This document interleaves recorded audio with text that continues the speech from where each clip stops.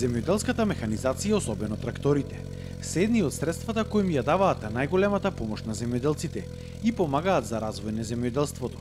Според некои информации, првиот трактор во Македонија бил донесен во 1924 година во Прилеп од страна на фамилијата Бомболовци. И изгледал токму како на оваа слика, наместо гуми имал големи метални тркала. Денес во Македонија, според статистиките, има околу 75.000 трактори, од нив околу 22.300 се мотокултиватори. Но освен како помош, оваа земјоделска механизација е причина и за голем број несреќи и повреди кај земјоделците, кои често пати завршуваат и со смртни случаи. Најчеста причина за тоа се староста на возилата и нестручното управување од страна на земјоделците.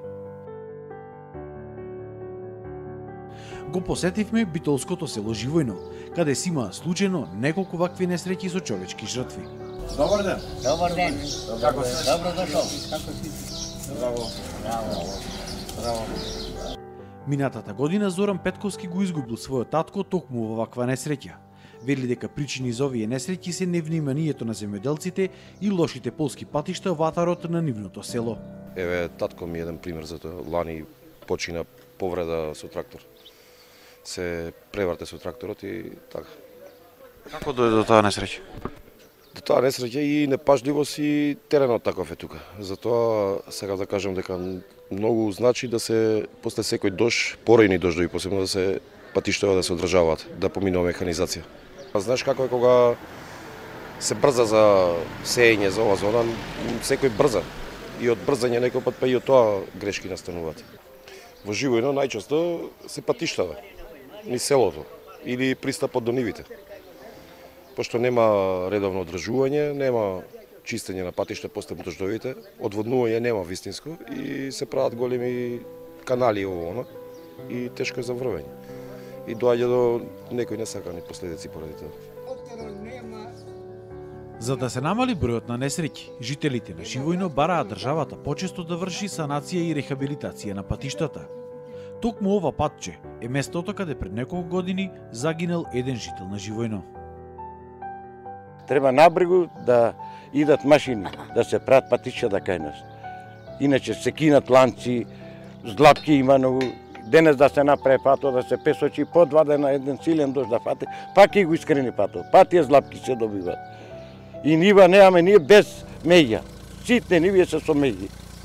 Ете, многу луѓе тука кај нас, 5 души имат загина од тие патишта што незгодни, од тие меѓи, од неисправни машини, 5 души имат загина. Маријан Атанасовски, председател на Сдруженијето Спас, вели дека требало да се воведат повеќе едукативни средби и трибини за земјоделците околу тоа како најдобро да се користи земјоделската механизација. Секој човек што работи земјоделие ја превземат работата и знаењето од дедо, од татко. Значи, никој го нема тоа стручно превземено како што треба, да речем, по теорија. Треба невладини организации да се смешат во тоа, треба општините, треба едукација со трибини. Атанасовски, како една од причините за несреќите при рекувањето со земјоделската механизација, ја посочува и незината старост. И со механизацијата, исто и како и со тракторите, и механизацијата влезена е ИПАРТ програмата, што се има земено од голем број на луѓе, значи нова механизација. Таа нова механизација досега се покажа како добра. Меѓутоа, тие што се малиот пак е мал, тоа е голем проблем кај нас. Не може секој да набави нова механизација. И баш кај тие луѓе, и тие што се со застарена механизација, со застарен возен парк, баш кај тие луѓе имат најпеки проблеми. Николче Бошковски, кој е председател на Сдруженијето Спас на ниво на Македонија, потенцира дека најголемиот дел од несреќите се случуваат поради грешки кои ги прават самите земјоделци, за да побрзо ја завршат работата. Оваа слика е еден од примерите за тоа.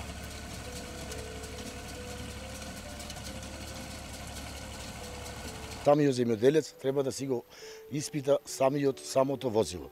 Значи, кога зборуваме за возилото, дали било трактор, дали било комбајн, дали било самоходен силажер или било што се сваќа во таа гранка, најосновното му е за да биде осветлен и да има кочници. Ако можеш да поминиш овде, ние гледаме, например, удолна површина и сега ние се лажиме, викаме, ајде овде ќе го скратиме пат. Ме разбирате? Значи ќе го скратиме пат. И тука се прават многу. Дали ќе се прават и приколица. Има сега приколица, едно време беа на кука. Земјоделците самите знаат. Сега се на запрега. Ако се преврти приколица на кука, трактор остана. А ако се преврти приколица со запрега, и тракторот се преврти. Значи тука имаш ризични претоварање на приколици. Дали било 2 тона, дали било 3 тона, ние товараме дури можеме. Значи тоа самите земјоделци, затоа викаме грешките се прават наши. Освен трактористите, и возачите на комбајни се изложени на бројни опасности, особено кога се приклучуваат на регионалните и локалните патишта. Поради својата габаритност и големина, тие представуваат проблем во сообраќајот.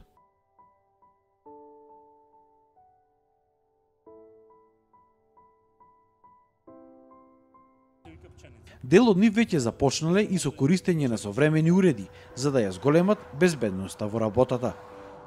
Со оглед на тоа дека голем дел од механизацијата е застарена, често се случува да не е добро осветлена.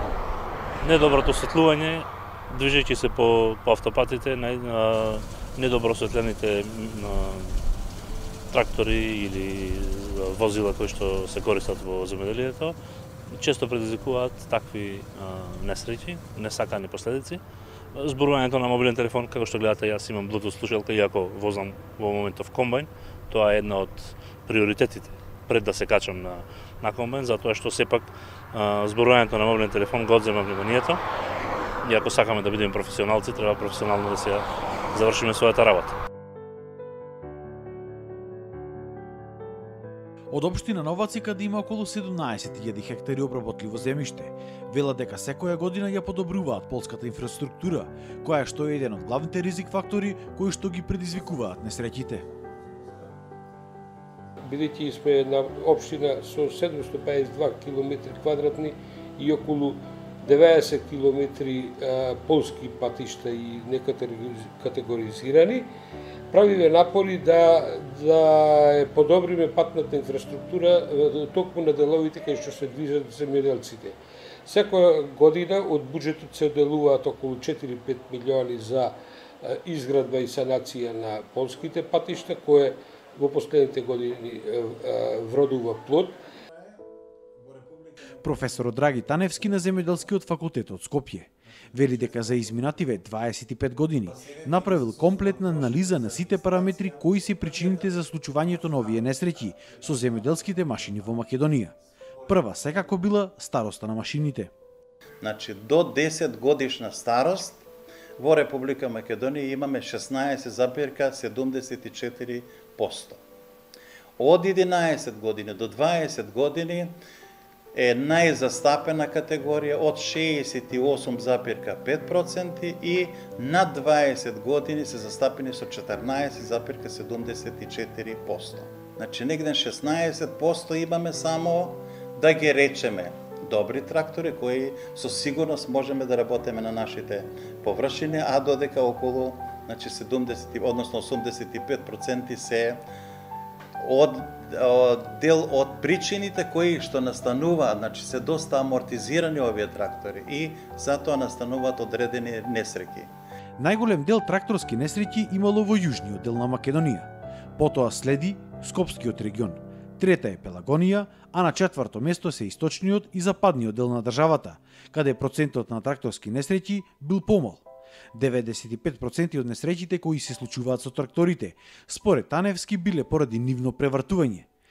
Таневски предлага воведување на повеќе мерки за да се намали бројот на несреќи при користење на земјоделската механизација, особено кај тракторите.